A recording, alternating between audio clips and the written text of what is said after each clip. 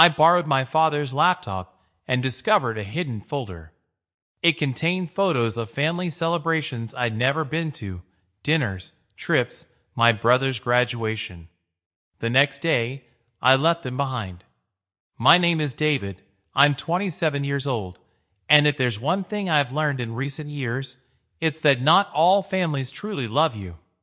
I don't say this out of bitterness or to play the victim. It's simply a reality I've come to accept over time. Some people grow up in loving homes, where parents and siblings support each other no matter what. And then there are the others, those of us born as the extra burden, those of us who learn from a young age to live as if we didn't fit in. The black sheep, the leftovers.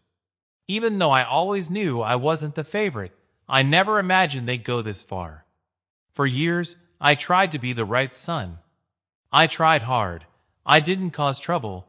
I did what was expected of me. My parents were never overtly cruel. It was something more subtle, harder to explain to someone who didn't experience it. My older brother, Mario, was untouchable. And my younger sister, Camila, was the jewel of the family. And me? I was the one who was simply tolerated. When Mario needed money to pay for his car, my parents took care of it. If Camila wanted to go on a trip with friends, they lent her the credit card without a second thought. But if I asked for a simple favor, like a ride home when my car broke down, I was considered too dependent. Any request I made was met with the same phrase: "You're an adult, take care of your own business." I should have cut them out of my life a long time ago, but I didn't. I don't know if it was out of habit or that childish hope that things would change someday, that they would finally see me as part of the family. But the truth is, they did see me as part of the family, only as their source of income. While they constantly complained about their financial difficulties, I was always the one who came to the rescue. At first, it was with small things, groceries, a bill. Then came bigger things: a medical emergency, Mario's car insurance, Camila's registration. There was always a story. They always made me feel guilty, and I said no. They always promised to return it, but they never did. And when I finally tried to set boundaries, I was the selfish one. "We're your family," my mother sighed. "You wouldn't be here if it weren't for us. Is it so hard to help a little?" I should have left then, but I didn't. I kept letting myself be drawn in until one night I found the folder. It all started with something trivial. My father asked me to check his laptop because it wouldn't connect to Wi-Fi. I was always the one who fixed those technical issues. I was about to give it back to him when I noticed something strange: a folder on the desktop called Memories. The strange thing was that it had been modified just a few days before. I don't know why I opened it. Maybe it was curiosity, or maybe a hunch. Anyway, I double-clicked, and suddenly a perfectly organized collection of photos appeared. At first, I didn't understand what I was seeing. There were subfolders with names like Cancun Trip 2021, Christmas 2020, Camila's birthday 2019. I opened one at random, and there they all were, smiling, happy, enjoying a trip I'd never even heard of. Then I opened another, and it was the same in every one: family reunions, parties, vacations. And I wasn't in any of them. My first thought was that maybe I hadn't been invited because I was busy, that maybe I had excluded myself. But then I noticed the dates. They all coincided with times when I was living in the same city, even with some weeks when I had spoken to them, when I had lent them money. They simply decided not to include me. And that wasn't the worst part. As I continued exploring the photos, something hit me like a ton of bricks. I knew the dates. They were exactly the same days my mother had called me crying because they couldn't pay the rent. The same weeks my father had asked me for help fixing his car. The same month Camila swore she urgently needed money to buy books. It had all been a farce. They lied to me, all to finance his luxuries. I was his personal savings account. My hands were trembling. I felt an anger I'd never experienced before. For years I'd suspected I was being used, but seeing the proof so clear, so raw, shattered me. I don't remember closing my laptop. I only remember being there, my heart pounding, my stomach in knots. All those years, all those sacrifices, and I was never a real part of their inner circle. I was just their wallet. And that was it. Then I realized I was still at his house. Not in my apartment, not somewhere I could calmly process it. I was in my parents' kitchen. They were in the next room. And I was sitting in front of their computer. I could hear them laughing, unaware that in a matter of minutes, everything would change. I took a deep breath, trying to calm myself, but I couldn't. My heart was pounding in my chest. I didn't know exactly what I was going to say or how I was going to react, but one thing was clear. I wasn't going to leave without facing all of this. After years of being their financial lifeline, I was furious. I slammed my laptop shut and stood up. It was hard to stay upright, but I walked to the living room, where my parents were watching television. My mother was on her phone. My father was watching some silly game show. They didn't even bother to look at me when I walked in. "Can I ask you something?" I said, trying to keep my voice from trembling. My mother sighed, as if she were already tired of the subject. "If it's about money again, David." That's what sparked it. I let out a bitter laugh. "Money? Yes, let's talk about money." My father looked up, frowning. "What's wrong with you now?" I ignored it. I didn't care anymore. I sat down across from them, crossed my arms to hide how my hands were trembling, and let go of them. I was fixing Dad's computer, the Wi-Fi issue. And I found something. A folder called Memories. I think that was the name of the place. I tilted my head, pretending I remembered. Funny, isn't it? Because when I looked inside, guess what I found? It was full of pictures of you. I saw it immediately, the way my mother tensed up, how my father's jaw tightened slightly. They knew. They knew exactly what I meant. "David," my mother began. "Do you know what's funny?" I interrupted, my voice dripping with irony. "I don't remember taking any of those photos." And then it dawned on me, of course, it's because I was never there. Silence. Absolute silence. For the first time in my life, my parents didn't have a ready answer. No quick excuse, no diversion. Just the distant sound of a game show on TV, the whirring of the refrigerator in the kitchen, and my heart pounding. "You're exaggerating, son," Mom finally said, letting out a forced laugh. "They're just old photos." I let out another dry laugh. Old photos? Check the dates. Hawaii, 2021. Christmas, 2020. Camila's birthday, 2019.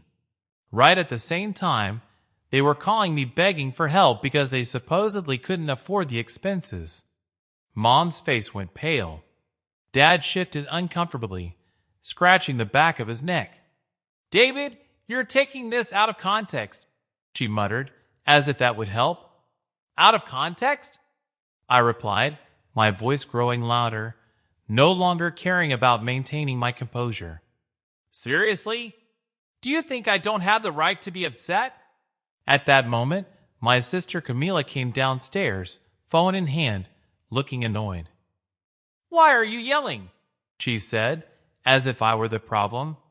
I turned to face her, and what I'd been holding inside finally exploded. "I don't know, Camila.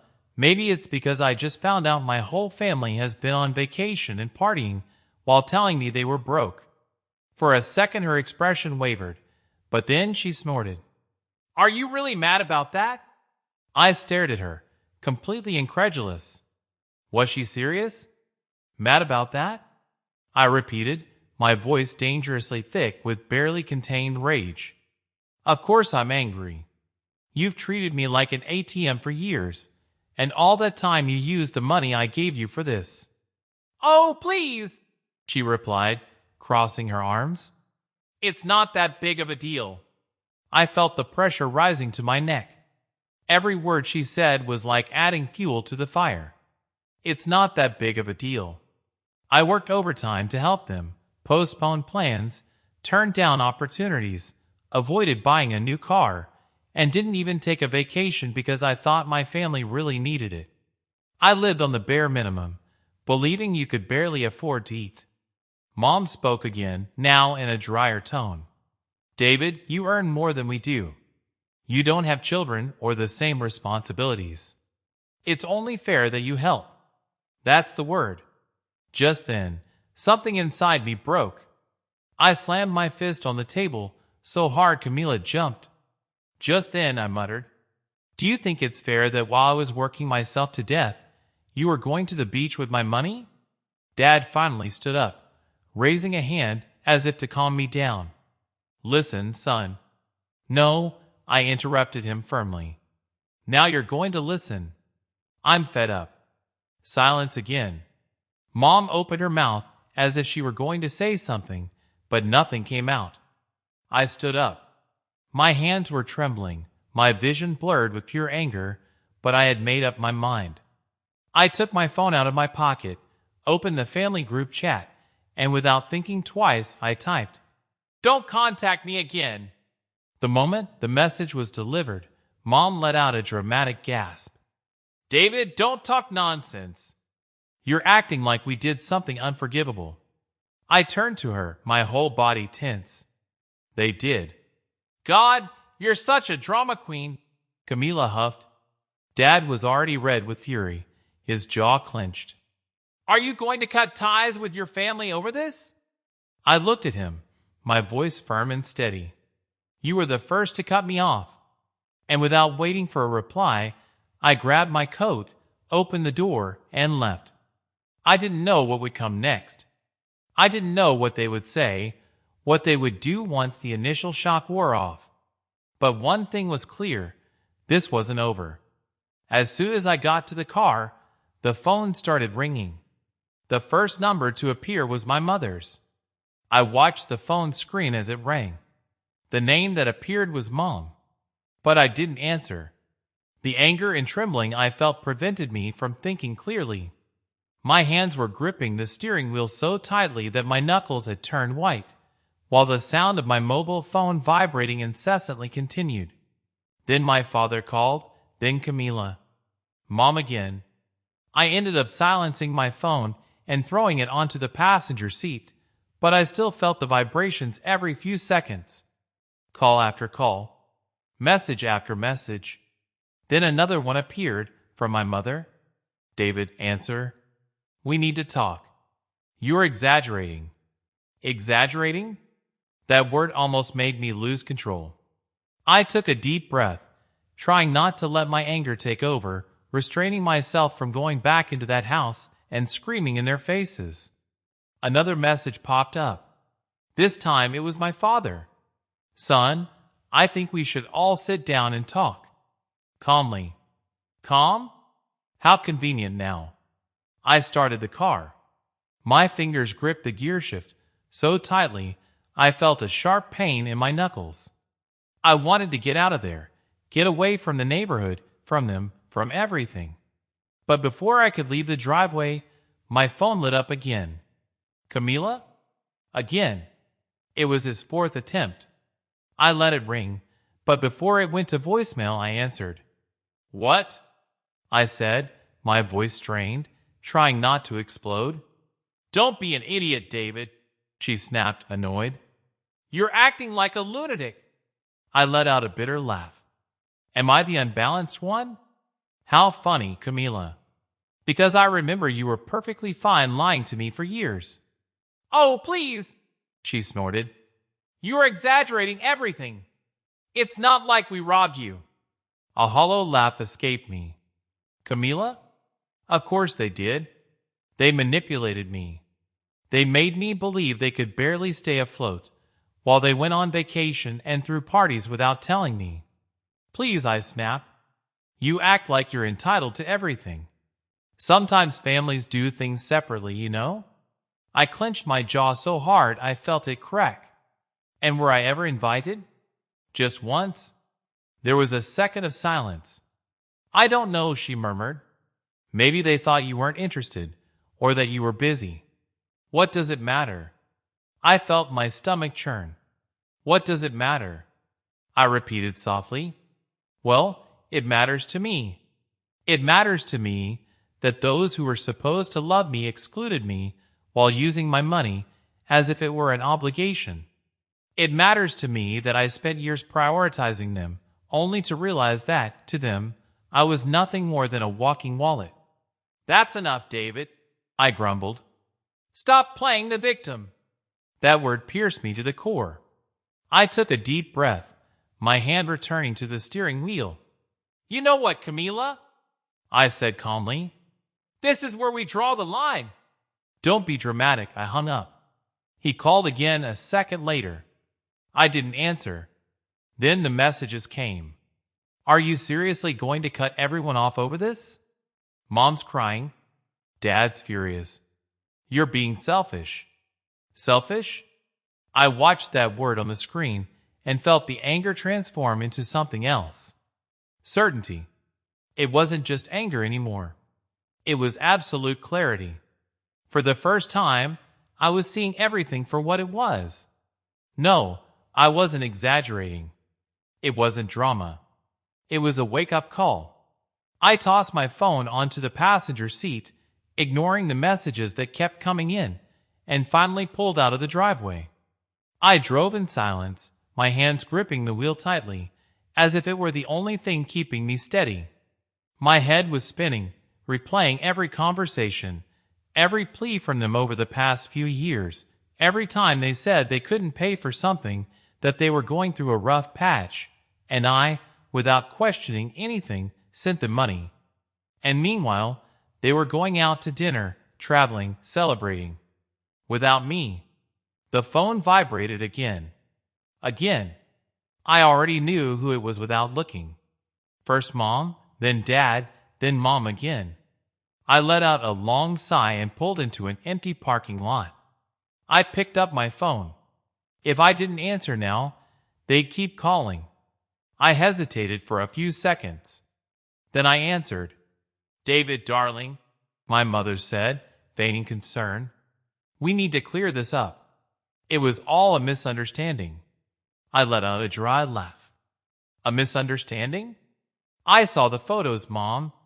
I saw everything. Stop lying. It's not what you think, she replied, trying to soften her tone.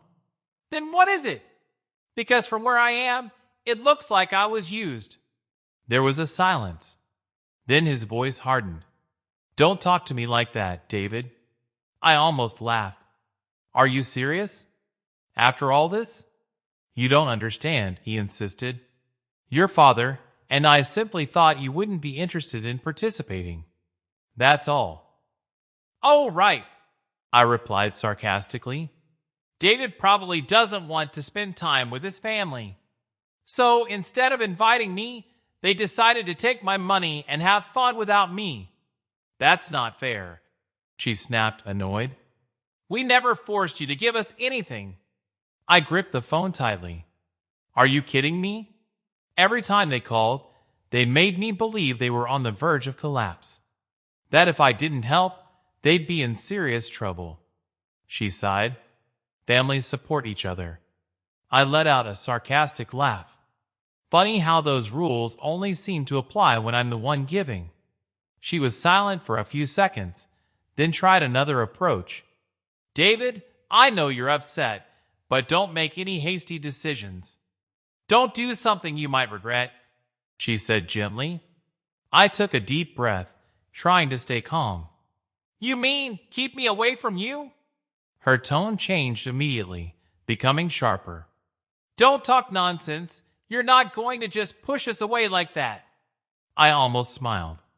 There she was, the real me, peeking through all that feigned sweetness. Actually, yes, I replied firmly. David, she snapped, now without gentleness. Stop acting like a child. I'm done, Mom, I said, this time with a clarity that surprised even me. I'm tired of being used, of being lied to, of pretending this family cares about me. There was a brief silence. You're selfish, she blurted out, indignant.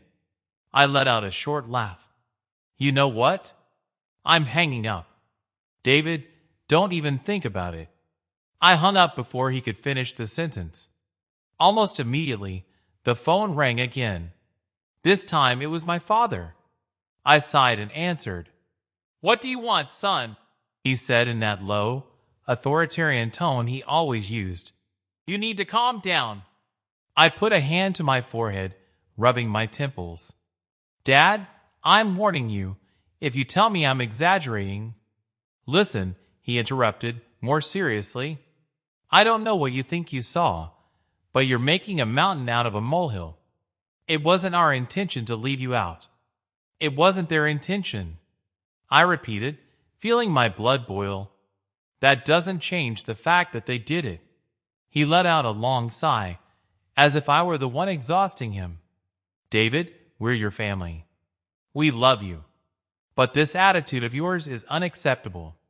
I couldn't help but laugh in disbelief. Is my attitude the problem? Not the years of lies, manipulation, making me feel invisible. Watch your language, he interrupted, in that low, threatening tone he used to use when I was a child. The same one that reminded me he was in charge. Suddenly I felt exhausted. I exhaled slowly.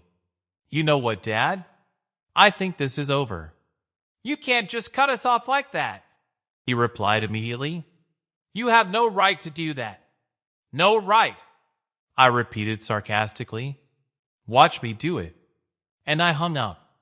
I stared at the phone, waiting for it to ring again. But for the first time in an hour, there was silence.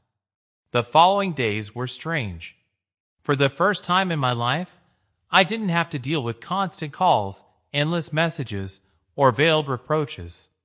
And honestly, it was like a weight had been lifted off my shoulders. I felt light, free, without drama, without guilt, without manipulation. I began to focus on myself, trying to understand everything that had happened. But as the weeks went by, the situation began to get complicated. First came more calls, messages, emails. My parents, Camila, everyone joined in with apologies, pleas, attempts to manipulate me with guilt. Each of them had their own script of remorse, as if trying to rewrite what happened without truly acknowledging what they had done. They said they never meant to hurt me, that they just wanted to avoid burdening me with their problems, that I was too sensitive. But the more I listened to them, the clearer it became. They weren't sorry. They just wanted to undo the consequences without confronting the causes. They wore me out. One night, I came home and heard a voicemail from Camila. It sounded like she had been crying. David, please, I'm so sorry. I know I made a mistake, and I don't want to lose you over something so stupid. We can fix this, right? We're family. Don't you want everything to go back to the way it was?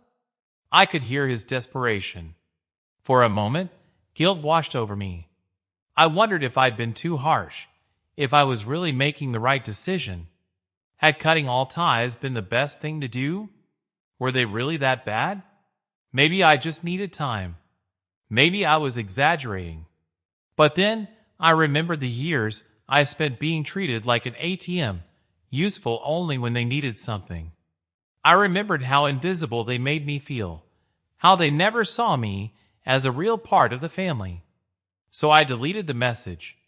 Later, while having dinner with a friend, I received a message from an unknown number. It was my father. David, I need to talk to you.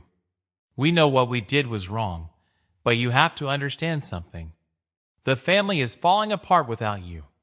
Your mother and I aren't doing well, and if you don't come back, we don't know what will happen.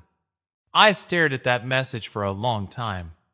It was pure emotional blackmail, just another manipulation tactic. And yet, a part of me felt a pull in my chest. a part that longed to return to what I once called normal, even though I knew that normal was toxic. I didn't respond. And here I am now, stuck in this sort of limbo. I haven't completely severed ties, but I haven't gone back either. It's like being at a crossroads, not knowing which way to turn.